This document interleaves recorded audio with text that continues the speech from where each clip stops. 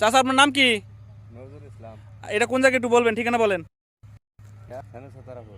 সেতারপুর, হ্যাঁ। তা সার দিচ্ছেন না, ডিএপি আর ইউরিয়া সার আর কি টিএসপি, যাই হোক মরিচে দিচ্ছেন না চাচা। এই জমিতে টিএসপি সার ডিএপি সার দিয়ে জমিটা পুরোটাই সাদা বানাই ফেলছে, দেখা যায়। দেখেন আসলে কি এই জমিটা এত দেওয়ার কোনো দরকার ছিল? কোনো দরকার ছিল না। আসলে আমরা কৃষকরা বুঝি না, দোকানে যাই বলি কি কি লাগবে দেন, তারা দেয়, আমরা জমিতে ব্যবহার করি। ব্যবহার করার কারণে আজকে আমাদের এই যে কৃষকরা না জানা না বোঝার কারণে এই জমিগুলো আস্তে আস্তে এর সারগুলো দিয়ে মারা ফেলতেছে, মাটির যত্ন নিতে যায় মাটির ক্ষতি করে ফেলতেছে। আসলে কৃষকরা বোঝে না। তো যাই হোক, এই যে এই জমিটাতে যত সার দিতেছে,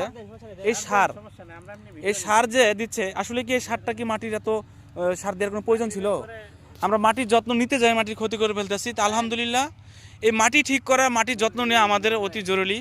আমরা কিভাবে কম সার দিয়ে রাসায়নিক সার থেকে বের হয়ে আসে জৈব পদার্থ সার দিয়ে কিভাবে অল্প খরচে আমরা বেশি উৎপাদন করতে পারবো, এই লক্ষ্যে কাজ করতেছে আলহামদুলিল্লাহ সারা বাংলাদেশে। তো আপনারা যারা আমাদের ভিডিওগুলো নিয়মিত দেখেন, তো এটা একটা নতুন একটা ভিডিও। আমরা এই জমিতে এই চাচাকে সাজেস্ট করব আমাদের মিরাকেল গ্রোথ এই প্রোডাক্টটা ব্যবহার করার জন্য। যদি চাচা ব্যবহার করে আলহামদুলিল্লাহ চমৎকার একটা রেজাল্ট পাবে ইনশাল্লাহ। কারণ আমরা বিগত দিনতে কৃষকের সাথে কাজ করি, মাঠে কাজ করি। কৃষকের একটাই সমস্যা, মরিচের গাছ আমার গাছ কোকড়া হয়ে যায়, গাছ বড় হয় না, গাছে ফলন হয় না, গাছ মারা যায়। তো এই সমস্যাটা আলহামদুলিল্লাহ আমরা এই মিরাকেল গ্রোথ এটা দিয়ে একটু সমাধান করব ইনশাল্লাহ। তাহলে এই মিরাকেল গ্রোথ